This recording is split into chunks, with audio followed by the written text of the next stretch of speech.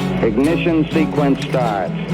6, 5, 4, 3, 2, 1, 0. Liftoff. We have a liftoff.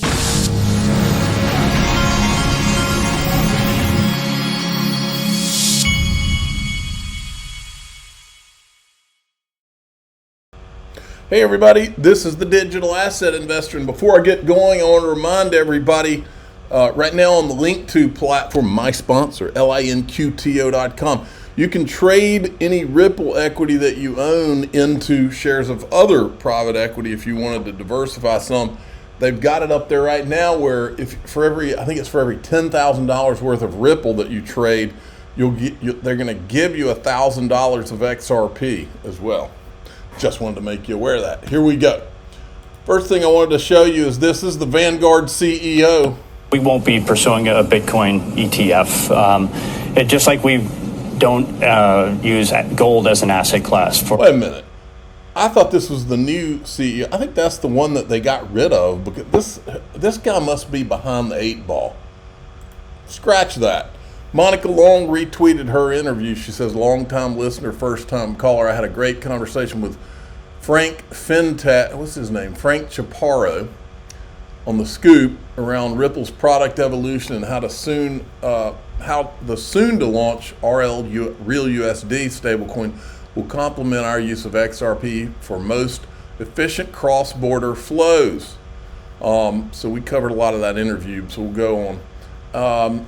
Total XRP locked on the XRPL AMM pools crosses a monumental 10 million milestone. This achievement underscores Ripple and XRP's growing utility and community support in decentralized finance. Then I wanted to show you this. This is interesting. This is a clip that may have been caught that was missed. This guy says in the near future, Ripple's going to announce 3 major banks. Listen. 2 major prospects. I cannot name it, but hopefully you will read it in the press in the near future. They both of them, and I was really surprised. Actually, it's 3. And these are real, positively meant monsters of banks. 3 monster banks to be announced. I like the sound of that. Ryan Selkis is still on the warpath. He's calling out Elizabeth Warren, U.S. crypto industry, called the ambulance fair shake pack, but not for me. But he still is not, I don't know how you go attack Senator Warren without also at the same time being positive about John Deaton and trying to help John Deaton. And Ryan Selkis, for some reason, doesn't want to talk about John Deaton. So I made sure to issue the support for John Deaton. Then he tweets this: Dear Gary Gensler, I just wanted to share the below video with you because I say the same things in private and in public.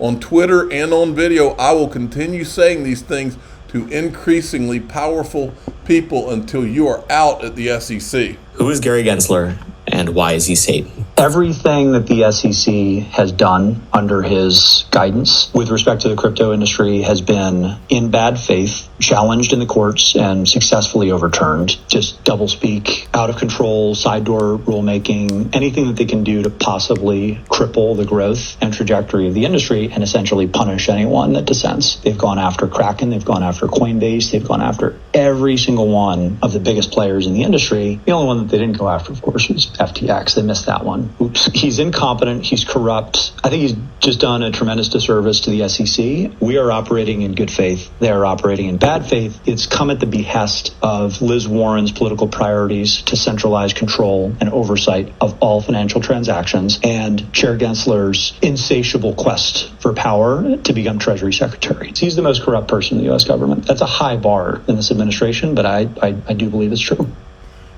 Wow. Now, Tether is coming under massive attack. We saw where somebody's putting brochures out in Congress, like on door handles and stuff like that.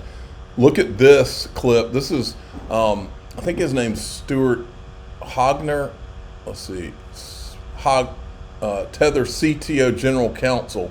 This is not recent. This is from, his name's Stuart Hogner. This is from a year or two back because I was looking at this clip the other day. When you say international commercial paper, are you willing to give us any more details? Chinese commercial paper is thought of very differently as Canadian commercial paper. As Paolo mentioned, we guard our counterparties' relationships with great discretion. We have a lot of sensitive information inside our companies as retail facing entrepreneurs, and we believe we've given sufficient transparency into that. Okay. And again, Tether has never been audited. They've had attestations, which is not the same thing. Then Cowboy Crypto brings this one up. This is Deltek's CEO, Gregory Pepin, in his gamer chair, talking to Laura Shin. We are not a domestic bank outside of that authorized agent license, but that is an irrelevant business for us. And that maybe not much must be reported. We are an international bank, and that is part of the international bank aspect. That's why I did answer to some people asking us, but you are domestic. We say no, because we cannot take domestic customer. And we cannot hold domestic Bahamian dollars. Nothing to be seen there. And actually, so that I can complete. Okay. Yeah, every Tether is backed by a reserve. Their reserve is fully backed and more than what is in circulation.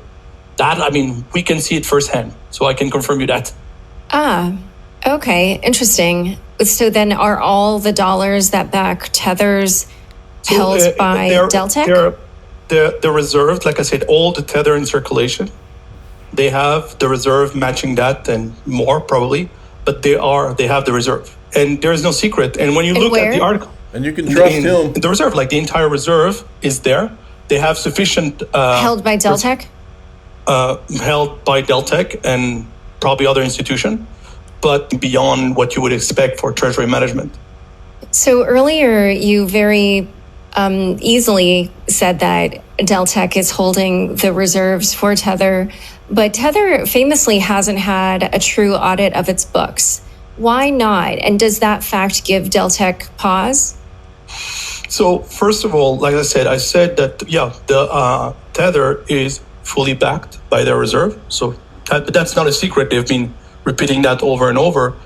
Now, but there definitely was a moment in time when they did lend a huge chunk of their money to Bitfinex, and that was what led to the... Fair enough. Yeah. But again, the question, that's the definition. It's a reserve. The question is to wonder if the counterparty is insolvent or not. So I went in a search and I found a little video I think you're going to find interesting. Because the question's always been is why is the SEC going after all of the legit companies that seem to be doing what they want, or trying to come in and see us? They go after Ripple, they go after Coinbase. Everybody who's trying to do things legitimately, they go after. But then they don't go after, Gary Gensler was meeting with FTX. They don't go after the offshore they don't go after Tether. They've never really gone after Tether. And don't say that the SEC can't get to Tether, because Valerie Chapinick from the SEC made it very clear. I played a video on here before. If there's any nexus to the United States, if anybody in the United States is buying any of these things, then that's enough of a nexus. We can go after them. They can go after them, but they haven't. And why haven't they?